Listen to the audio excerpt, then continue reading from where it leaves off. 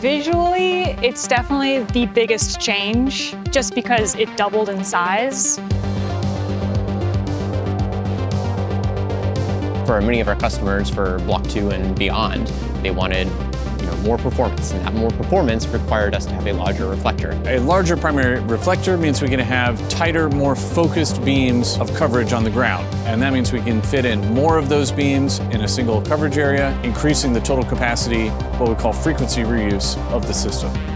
With our newest design, we actually unfold a reflector that's twice the size of our original Arcturus satellite.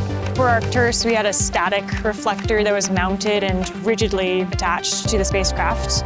The surface area requirements for our new reflector that was going to be on Block 2 drove us to having a deployable reflector. The volume constraint is a big one. You can't have this massive reflector hanging off the side of the bus during launch. It wouldn't survive the environments as a cantilevered diving board. We needed to have something that was going to be stowed during launch and then deployed once we're on orbit. It's a little clamshell. Basically pop out and make it so we can get higher performance from that. This translates to a huge increase in total throughput.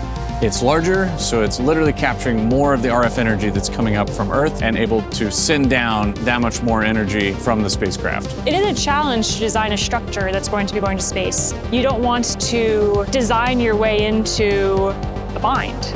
The bulk of our time was spent in the hinge because you have to make sure that it's going to reliably deploy and deploy to the same position every time. If it under deploys or over deploys, you're no longer pointing your reflector at your antenna, and suddenly you don't have a functioning spacecraft.